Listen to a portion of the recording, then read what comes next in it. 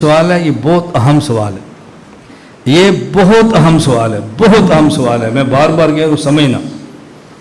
حضرت عبداللہ بن عمر رضی اللہ تعالی عنہما فرماتے ہیں کہ رسول اکرم صلی اللہ علیہ وسلم حضرت سعد بن معاذ کی قبر میں اترے، فاحتبس، حضرت سعد پہ قبر تنگ ہو گئی۔ نبی کریم صلی اللہ علیہ وسلم تھوڑی دیر وہاں ٹھہرے رہے، اترے نا، تھوڑی دیر رکے رہے، احتبس، رکے رہے تھوڑی دیر۔ آپ باہر نکلے تو صحابہ نے پوچھا ما حبسک، حضور آپ کیوں رکے رہے، کیا وجہ تھی، کس چیز نے روک کے رکھا؟ فرمایا ضم سعد فی القبر ضمۃ، سعد پہ قبر تنگ ہو گئی تھی، فدعوت اللہ ان یکشف عنہ، میں نے اللہ سے دعا مانگی تو قبر کھل گئی۔ آپ کہتے ہیں صحابی محفوظ ہے تو پھر قبر کیوں تنگ ہوئی؟ یہ جو میں نے سوال اٹھایا نا، میں نے کہا بہت اہم ہے، اس لیے کہ میں نے اس کے جوابات کئی حضرات سے پوچھے ہیں، آپ بھی پوچھو، جواب پر دل مطمئن نہیں ہوتا، الجھن باقی رہ جاتی۔ میں اگر فرمائیں گے تو جوابات نقل کرتا چلا جاؤں گا۔ مثلا ایک جواب سنن نسائی کے حاشیہ میں علامہ جلال الدین سیوطی سے ہے، اس جواب کا خلاصہ کیا ہے کہ قبر ہر کسی پہ تنگ ہوتی ہے، خواہ مسلمان ہو یا کافر۔ مسلمان پر کچھ دیر کے لیے ہوتی ہے پھر کھل جاتی ہے، اور کافر پر ہمیشہ تنگ رہتی ہے، لہذا قابل اشکال نہیں ہے۔ اب یہ مطلب جواب دل کو کیوں نہیں لگ رہا، اس کی وجہ کیا ہے؟ تو پھر صحابہ کو پریشان ہونے کی ضرورت کیا تھی، اللہ کے رسول کو پریشان ہونے کی ضرورت کیا تھی؟ یہ تو معمول تھا ہر کسی قبر کا تنگ ہونا، تو پھر ان کے ساتھ کوئی نیا مسئلہ کیسے ہوا؟ بات سمجھ آ گئی؟ اس کا آپ جواب دے سکتے ہیں۔ جواب کیا دے سکتے ہیں کہ جی تکلیف دنیا میں ہر کسی پر آنی ہے، اٹل ہے، لیکن اس کا معنی یہ تھوڑا کہ دعا ہی نہ کریں۔ تو ہر بندے قبر تنگ ہونے کا معنی یہ تھوڑا کہ آدمی دعا ہی نہ کرے، حضور نے دعا فرمائی ہے۔ اس پر پھر اشکال آ جانا ہے۔ وہ اشکال کیا جانا ہے؟ آگے الفقہ الاکبر میں ہے کہ قبر صرف کافر پہ تنگ ہوتی ہے، نیک مسلمان پہ نہیں ہوتی، یا کافر پہ ہوتی ہے یا اس مسلمان پہ عاصی جو گناہ گار ہوتا ہے۔ پھر آ جانا ہے۔ اب آپ پھر کیا جواب دو گے؟ الجھن آ گئی نا، توجہ رکھنا۔ اچھا دوسرا اس کا جواب کیا ہے؟ یہ جواب محمد تیمی سے سنن نسائی کے حاشیہ پر ہے۔ وہ کہتے ہیں کہ آدمی ہر ایک مٹی سے بنتا ہے، مٹی ماں کی طرح ہے، اور جب بچہ ماں سے دور جائے اور عرصے بعد ماں کے واپس آئے تو ماں اس کو سینے سے لگا کے دباتی ہے۔ بچہ بھی اگر ماں سینے سے لگا کر دبا لے تو بندہ خوش ہوتا ہے، پریشان تو نہیں ہوتا، اس میں پریشانی کیا ضرورت ہے؟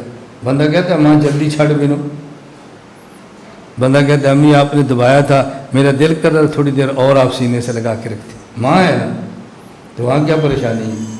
تو پھر دعا کی کیا ضرورت ہے؟ ابھی قبر کھول لے، وہ تو ماں ہے۔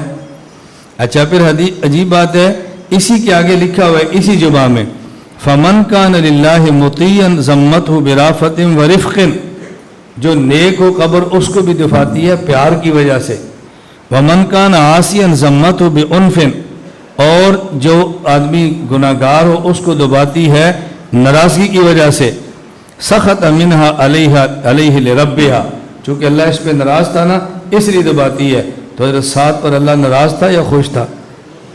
تو پھر ان کو کیوں دبایا؟ تو جواب کہ ایک حصہ اور ہے اور دوسرا حصہ اور ہے۔ سمجھ آ رہی بات؟ پھر الجھن پیدا ہو جائے گی نا۔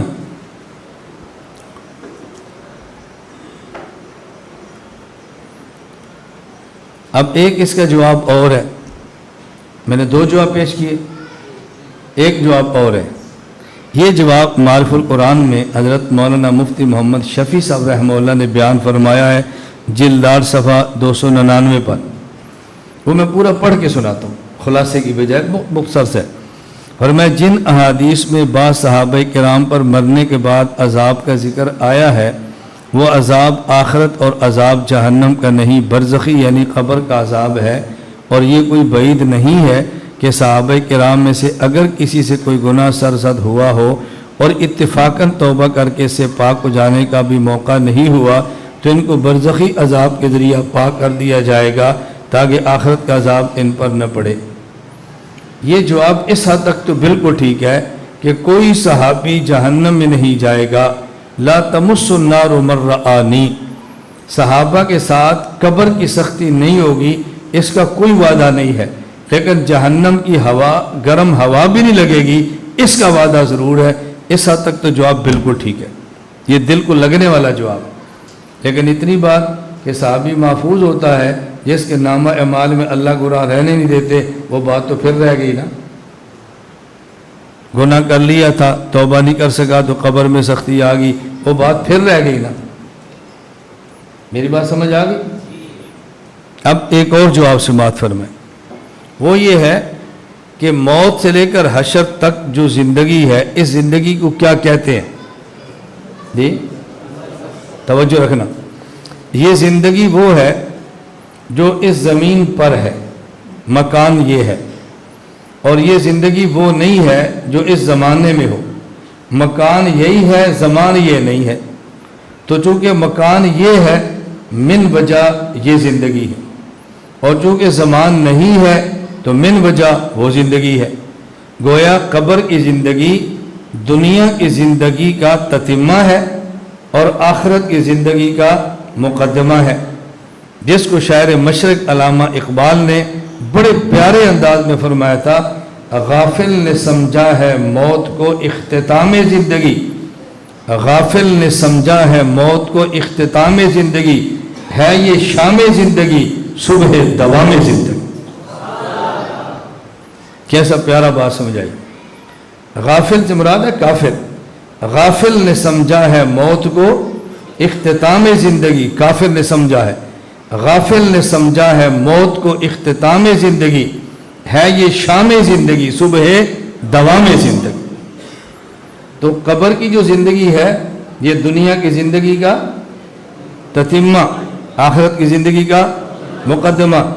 جس طرح بوقت موت پیغمبر پر سختی موت کی آ جائے، یہ عصمت نبوت کے منافی نہیں ہے، ما بعد الموت حشر سے پہلے صحابی پر قبر کی سختی آ جائے تو یہ حفاظت صحابیت کے منافی نہیں ہے۔ کچھ بات سمجھ آ گئی؟ یہ حفاظت کے منافی نہیں ہے۔ باقی اس پر نبوت کا پریشان ہونا بالکل حق بنتا ہے، بالکل حق بنتا ہے۔ میں سمجھانے کے لیے ایک بات کہتا ہوں کہ اگر قبر محبت کی وجہ سے حضرت سعد کو دبا لے اور حضور پھر بھی پریشان ہیں، کیوں؟ اس لیے کہ اگر کوئی بچہ محبت کی وجہ سے ایسی بریانی کھا لے جس میں مرچیں زیادہ ہوں اور اس کو مزہ آ بھی رہا ہو، ماں تو پریشان ہوتی ہے نا، ماں تو پریشان ہوتی ہے نا۔ وہ تو جلدی جلدی آئس کریم تھوڑی سی منہ میں ڈالتی ہے، میرے بیٹے کو مرچیں زیادہ نہ لگ جائیں۔ تو قبر محبت کی وجہ سے دبا بھی لے، نبی نے پریشان تو ہونا ہے نا۔ پیغمبر کا صحابہ سے پیار جو ایسا ہے، اس لیے میں نے کہا نبی معصوم ہے اور صحابی محفوظ ہے، ان سے گناہ نہیں ہوتا، گناہ ہو بھی جائے تو اللہ تعالیٰ اپنے کرم سے اس گناہ کو صاف فرما دیتے ہیں۔ اس کے باوجود حضرت سعد کو قبر نے دبایا، یہ قبر کی مٹی کا ساتھ سے پیار ہے، اس پیار پر دبایا۔ حضور پھر کیوں پریشان ہوئے؟ حضور کیوں پریشان ہوئے؟ میں دنیا کی مثال بھی دے کر کہتا ہوں، بیٹا کراچی پڑھنے کے لیے آیا، سال بعد جائے نا اور ماں سینے سے لا کر اچھی طرح دبائے، ابا کہتا ہے وہ اس کو مارنا ہے، چھڑ بھی دے۔ اور باپ کیا کہتے ہیں اپنی بیوی کو، وہ اس کو مار دے گی، اب دبا دبا کے کراچی سے آیا، چھوڑ بھی دے، بچ کر۔ اب اس کا کیا معنی؟ ماں بھی ٹھیک ہے، باپ بھی ٹھیک ہے۔ اگر حضرت سعد کو قبر پیار سے دبا بھی لے تو حضور فرمائیں بس کر، اب بہت ہو گئی ہے، بڑا پیار ہو گیا ہے، سعد کو تکلیف ہوگی، کھل جا، کھل گئی ہے۔ کیا اشکال ہے اس پر؟ میں نے آپ سے ایک جملہ کہا تھا، اگر آپ کو یاد ہو، عموماً اعتراضات یہ ان کو پیدا ہوتے ہیں جن کے مزاج میں خشکی اور بے ادبی ہوتی ہے، اور جوابات انہیں کو سوچتے ہیں جن کے ذکر سے مزاج تر اور ادب والے ہوتے ہیں۔ بس پھر آدمی کتابوں سے بے نیاز ہو کر इन बातों को समझता है। अल्लाह आप सबको ये मामला फ़हम अता फरमा दे। एक सवाल और समझ लो, बात तवज्जो समझना। सहाबा किराम रज़ी अल्लाह अन्हुम अजमईन के बारे में हमारा अक़ीदा है सहाबा तनक़ीद से बाला तर हैं। तवज्जो रखना, सहाबा तनक़ीद से बाला तर हैं। बाज़ लोग कहते हैं सिर्फ नबी है जिस पर तनक़ीद नहीं हो सकती, हालांकि वो नबी पर भी करते हैं। नहीं समझे तो? जो कहते हैं सिर्फ नबी तनक़ीद से बाला तर है, वो नबी पर भी करते हैं। न यकीन आए, अबुल आला मौदूदी अपनी किताब जमात के मंशूर में लिखते हैं कि नबी के अलावा कोई शख्स तनक़ीद से बाला तर नहीं है। अगर ये तुम्हारी बात ठीक है तो फिर ये क्यों कहते हो अल्लाह कभी नबी से किसी वक्त हिफाजत का चादर उतार के गुनाह करवा लेते हैं ताकि पता चले कि बशर है। कभी एतराज़ तुमने इब्राहीम पे किया है, कभी हज़रत यूनुस पे किया है। तुम तो उनसे भी बाज नहीं आते, तुम तो नबी को मासूम ही नहीं मानते। मासूम न मानने का माना कि तनक़ीद से बाला तर तुम नहीं समझते। मेरी गुजारिश समझ आ रही है? इसलिए हम कह रहे हैं सहाबा तनक़ीद से बाला। ये जो कहते हैं नबी के माँ सिवा कोई बाला तर नहीं, ये नबी पर भी अलयासु बिल्लाह अपने हाथ साफ करते हैं। उम्मत को धोखा देने के लिए जुमला कह देते हैं, नबी का लफ्ज़ इस्तेमाल कर लेते हैं। हम कहते हैं सहाबा तनक़ीद से बाला तर हैं। तवज्जो रखना, सहाबा तनक़ीद से बाला तर हैं रज़ी अल्लाह अन्हुम। क्यों? इसलिए कि दुनिया में किसी भी शख्स पर तनक़ीद होती है अक़ीदे की वजह से, अक़ीदा ख़राब है, या तनक़ीद होती है अमल की वजह से, ये बेअमल या बदअमल है। सहाबा पर तनक़ीद अक़ीदे की वजह से नहीं हो सकती। अगर अक़ीदा ठीक न हो वो सहाबी रहता नहीं है, और अमल की वजह से हमने सहाबी माना नहीं है। तनक़ीद किस बुनियाद पे करोगे? पता नहीं तुम्हें समझ भी आई कि नहीं है। और भाई सहाबी किसे कहते हैं? नंबर 1 ईमान, नंबर 2 सोबत नबूवत।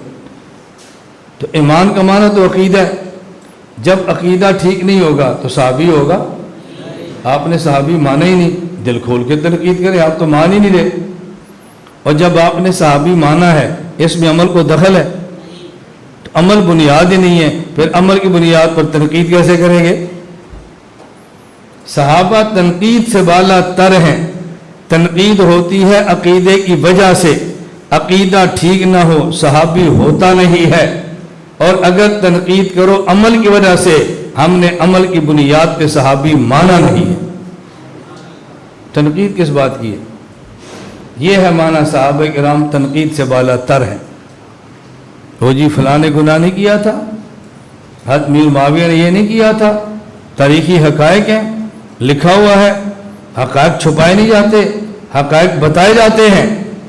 हक़ाइक़ छुपाए नहीं जाते, हक़ाइक़ हक़ाइक़ होते हैं। हक़ाइक़ मंज़र आम पर आते हैं। हज़रत मीर मुआविया ने किया नहीं था, हक़ाइक़ छुपाए नहीं जाते। इसको फ़ौरन कहो तेरी माँ को तेरा बाप निकाह करके लाया, फिर गाड़ी में बिठाया, फिर कमरे में ले गया, फिर कुंडी बंद की, फिर तेरी माँ के कपड़े उतारे, फिर तेरी माँ से अब हम शुरू हो जाए आगे। तो यहाँ मौलवी साहब क्या कहते हो? ये हक़ाइक़ हैं, हक़ाइक़ छुपाए नहीं जाते, हक़ाइक़ बताए जाते हैं। मैं हकीकत बताऊंगा तू कैसे पैदा हुआ, तेरे बाप ने तेरी माँ के साथ क्या किया, मैं खोलूंगा आज। वो कहेगा मौलवी साहब क्या करते हो? तो फिर हज़रत मीर मुआविया के हक़ाइक़ छुपाए नहीं जाते, तेरे बाप के छुपाए जाते हैं। इसका क्या माना कि हक़ाइक़ छुपाए नहीं जाते, हक़ाइक़ बताए जाते हैं? सहाबी के बारे में बकना हो तो असूल है हक़ाइक़ बताए जाते हैं, और तेरी माँ और बाप का मसला है तो असूल बदल गया। नहीं जी, यहाँ हक़ाइक़ छुपाए जाते हैं। जैसा बंदा हो ना वैसा जवाब देते हैं। ये आप मौलवी हो, तुम्हें कराहत इन जवाबों से क्यों आती है? आप तफसीर पढ़ते हो, इन्नल्लाह ला यस्तही अन यज़रिबा मसलन मा बऊज़तन। सवाल, अल्लाह ने कुरान में मच्छर का जिक्र क्यों किया है? लन यख़लुक़ू ज़ुबाबा, हो जी मक्खी का जिक्र क्यों किया है? कमा से अनकबूत, हो जी मकड़ी का जिक्र क्यों किया है? सवाल। फिर जवाब, جواب کیا ہوتا ہے؟ جو مثال دی جاتی ہے یہ نہیں دیکھتے کہ ممثل کی شان کے مطابق ہے یا نہیں، یہ دیکھتے ہیں ممثل لہو کی حیثیت کے مطابق ہے کہ نہیں۔ تو جب جواب دیا جاتا ہے یہ نہیں دیکھا جاتا یہ جواب دینے والے کی شان کے لائق ہے کہ نہیں، یہ دیکھا جاتا ہے جس کو جواب دیا جا رہا ہے اس کی حیثیت کے مطابق ہے کہ نہیں۔ آپ سمجھ آئی؟ آپ ہمیں دیکھ رہے ہو تو حضرت یہ آپ کے لیے مناسب نہیں تھا، آپ جیسے بندے کو زیب نہیں دیتا، اور بھی ہمیں زیب نہیں دیتا، اس کو زیب دے رہا ہے کہ نہیں؟ وہ نہیں سمجھ آ گئی تمہیں؟ یہ اصول ہم نہیں سمجھتے، یہ اصول ہم نے پڑھا ہے، درسگاہوں میں پڑھا ہے، تفسیر میں پڑھا ہے، اور جب باطل کو للکارنا ہو، کوئی جواب دینا ہو، وہاں ماحول سے متاثر ہو جاتے ہیں۔ یہ ہائی سوسائٹی کے لوگ ہیں، ان کے لیے ایسی باتیں مناسب نہیں ہیں۔ صحابہ کرام سے بڑھ کر کوئی ہائی سوسائٹی نہیں ہے۔ ہم کسی کو نہیں مانتے، صحابہ اور اہل بیت کے مقابلے میں کسی کو نہیں مانتے۔ ہم سے کوئی توقع مت رکھے کہ تم صحابہ اہل بیت کو برا کہو اور ہم تمہیں ہائی سوسائٹی کا سمجھے، نہیں ہو سکتا۔ یہ ہم سے نہیں ہوگا بھئی، ہم سے نہیں ہوگا۔ ہمارے زندگی کے 2-4 دن ہیں، ہم اس کو غلاظت میں نہیں ڈبونا چاہتے، ہم صحابہ کے ساتھ سرخر ہو کر جانا چاہتے۔ ہم چاہتے ہیں پوری دنیا ہمیں گالی دے، پوری دنیا بک بک کرے، لوگ ہم پر لان تان کریں، اور جب موت کے بعد اٹھیں تو صدیق کہیں ہمارا ہے، عمر کہیں ہمارا ہے، عثمان ولی کہیں ہمارا ہے، ازواج مطہرات کے ہمارا بیٹا ہے، پیغمبر کی بیٹی یہ کہہ دے ہمارا بھائی ہے، ہم خوش ہیں، ہم خوش ہیں۔ لوگ سمجھے مجھے محروم وقار و تمکی، لوگ سمجھے مجھے محروم وقار و تمکی۔ شعر سمجھ آ رہے؟ تم تو پڑھے لکھے کراچی کے لوگ ہو بابا، تمہیں تو اردو آنی چاہیے۔ جی کو میں دیہاتیوں سے خطاب کر رہا ہوں، کراچی میں خطاب ہو رہا ہے۔ لوگ سمجھے، یہ سارے لوگ بیٹھے ہیں، لوگ سمجھے مجھے محروم وقار و تمکی، مگر وہ نہ سمجھے کہ میری بزم کے قابل نہ رہا۔ لوگوں کو سمجھنے سے کیا ہوتا ہے؟ عالم کی شان یہ نہیں ہے ماحول سے متاثر ہو جائے، عالم کی شان ہے ماحول کو بدل کے رکھ دے۔ بیٹا تم نے قیادت کرنی ہے، تم نے لیڈر بننا ہے، تم نے امت کا ذہن بدلنا ہے، تمہارا ذہن اوپر نہیں آ رہا، امت کا کیا تبدیل کرو گے؟ آپ کا گراف اوپر نہیں جا رہا، امت کا گراف کیسے اوپر جائے گا؟ عالم کو نبی کا وارث بن کے جینا چاہیے، عزت کے ساتھ جینا چاہیے، غیرت کے ساتھ جینا چاہیے، اہل حق کے دلائل کے ساتھ جینا چاہیے۔ میں نے آپ سے کئی بار کہا، نہ ڈرو نہ جھجکو۔ ڈرتا وہ ہے جس کے ساتھ خدا کی طاقت نہ ہو، اور جھجکتا ہوا جس کے پاس دلیل کی نعمت نہ ہو۔ خدا کی طاقت بھی ہو کوئی خوف نہیں ہے، اور دلیل کی نعمت بھی ہو کوئی جھجک نہیں۔ دونوں چیزیں، اللہ کی طاقت ملتی ہے اللہ اللہ کرنے سے، اور جب اللہ اللہ کرنے کو بدعت کہہ دیا جائے تو بتاؤ اللہ اللہ کہاں سے ملے گا؟ اللہ اللہ کرنے کو مجھے بعض آدمی کہتے ہیں وہ جی آپ اجتماعی ذکر کرتے ہیں، آپ جاہرن کرتے ہیں، یہ تو بدعت ہے۔ میں نے کہا چلو میں جاہرن کرتا ہوں، اجتماعی کرتا ہوں، بدعت ہے، تو بتا تو آہستہ اور چھپ کر کتنا کرتا ہے؟ چھپ؟ میں نے کہا بھائی تو کرتا ہے چھپ کے؟ جی نہیں۔ انفرادن کرتا ہے؟ نہیں۔ پھر اجتماعی پر تو کیا فتوی لگا رہا ہے؟ بھائی آپ طلبہ سے کہتے بیٹا دیکھو میں بھی چھپ کے کرتا ہوں، تم بھی کرو، میں بھی آہستہ کرتا ہوں، تم بھی کرو، یہ اجتماعی ہو جاہر نہ کرو۔ یہ بات ہمیں سمجھ آتی ہے؟ ہم نے ذکر ہی کا صفایا کر دیا۔ حضرت بنوری رحمۃ اللہ علیہ سے حضرت مولانا زکریا کاندھلوی رحمۃ اللہ علیہ کی جو گفتگو ہے نا خطوں کی دعوت میں، آپ پڑھو ذرا اس خطوں کی دعوت کو پڑھو۔ حضرت شیخ نے کتنا زور دیا خطوں کی دعوت میں، کہا حضرت مدارس میں مستقل ذکر ہونا چاہیے۔ حضرت بنوری نے فرمایا حضرت ہمارے ہاں تو بنوٹن میں ذکر ہوتا ہے، طلبہ قرآن پڑھتے ہیں ذکر ہے، تلاوت کرتے ہیں ذکر ہے، کتابیں پڑھتے ہیں ذکر ہے۔ حضرت شیخ نے پوچھا دیکھو اصطلاح شریعت میں جس کو ذکر کہتے ہیں وہ یہی ہے، وہ یہی ہے۔ ہمارے عرف میں جب کہتے ہیں کہ یہ ذاکر ہے، اس کا معنی یہی ہے، تو پھر آپ کیسے کہتے ہیں کہ ذکر ہوتا ہے؟ فرمایا بھائی تدریس ایک مستقل شعبہ ہے، قرآن کریم کو پڑھانا مستقل شعبہ ہے، اللہ اللہ کرنا مستقل شعبہ ہے۔ حضرت شیخ ایک مرتبہ وہاں ہندوستان رونے لگ، بلک بلک کے رو رہے تھے، بلک بلک جیسے بندہ بچہ روتا ہے۔ حضرت مولانا مسیح اللہ رحمۃ اللہ علیہ نے کہا حضرت کیا ہوا آپ کو، کوئی تکلیف ہے، کوئی فوتگی ہو گئی ہے؟ فرمایا نہیں، مسیح اللہ میں روتا ہوں یہ علماء اہل اللہ کے پاس کیوں نہیں جاتے، یہ مولوی اللہ والوں کے پاس کیوں نہیں جاتے، میں اس پہ روتا ہوں یہ کیوں نہیں جاتے اللہ والوں کے پاس، ان کو کیا ہو گیا ہے؟ مولانا مسیح اللہ نے تسلی دی کہ حضرت ہمارے پاس علماء آتے ہیں، یہاں تو بہت آتے ہیں، فرمایا چلو پھر ٹھیک، مجھے کچھ حوصلہ ہوا، کچھ تو آتے ہیں۔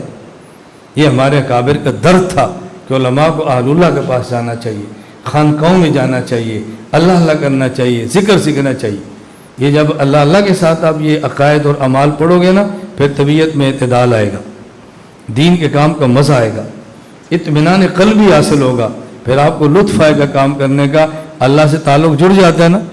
مولانا رومی رحمۃ اللہ علیہ فرماتے ہیں کہ جب ایک مٹکا نیچے سے اس کا پیندہ توڑ کے دریا اور سمندر پہ رکھ دیا جائے، اس سے جتنا بھی پانی نکالو وہ پانی ختم نہیں ہوتا، کیونکہ مٹکے کا تعلق سمندر سے جڑ جاتا ہے۔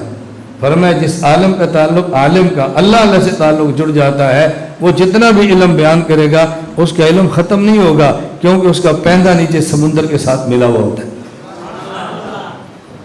اگر آپ چاہتے ہو آپ کے علوم آپ کی زبان پہ یوں جاری ہوں کہ آپ بولتے جائیں علوم ختم نہ ہو، آپ بولتے جائیں واردات ہوں، آپ بولتے جائیں مسائل کھلتے چلے جائیں، پھر اہل اللہ کی خدمت میں رہو، کچھ وقت خانقاہوں میں گزارو۔ میں اپنے بارے میں عرض کرتا ہوں کہ میں نے کسی آدمی سے کورس مناظرے کا نہیں کیا، لیکن پورے 40 دن میں نے حکیم اختر رحمۃ اللہ علیہ کی خانقاہ میں پورا چلہ خانقاہ کا کاٹا ہے۔ میں حضرت کیا ٹھہروں، خانقاہ میں ٹھہروں، ذکر کرتے تھے، اللہ اللہ کرتے تھے، آج کی خدمت رہیں۔ ہم جڑے ہیں اپنے حضرت کے ساتھ، اللہ تعالی ہمیں اپنے اکابر کی قدر کرنے کی توفیق عطا فرمائے۔ بس